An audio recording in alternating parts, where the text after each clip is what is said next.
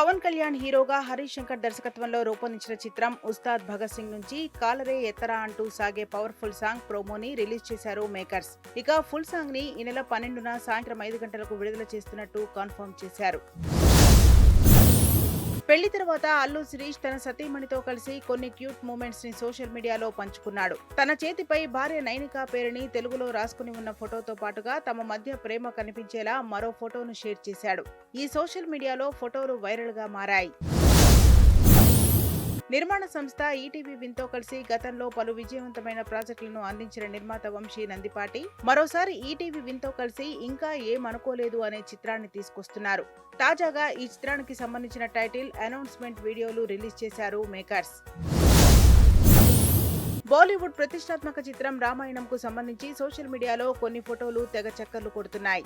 రాముడిగా రణబీర్ కపూర్, సీతగా సాయి పల్లవి ఉన్న ఈ ఫోటోలు సినిమా సెట్స్ నుంచి లీక్ అయ్యాయని ప్రచారం జరిగింది. అయితే ఈ ప్రచారంపై చిత్ర బృందం స్పందించి అవన్నీ నకిలీవని స్పష్టం చేసింది. తన కుమార్తె నిర్మాత సుస్మిత కొణిదెల పుట్టినరోజు సందర్భంగా మెగాస్టార్ చిరంజీవి సోషల్ మీడియాలో ఓ భావోద్వేగ పోస్టు పెట్టారు.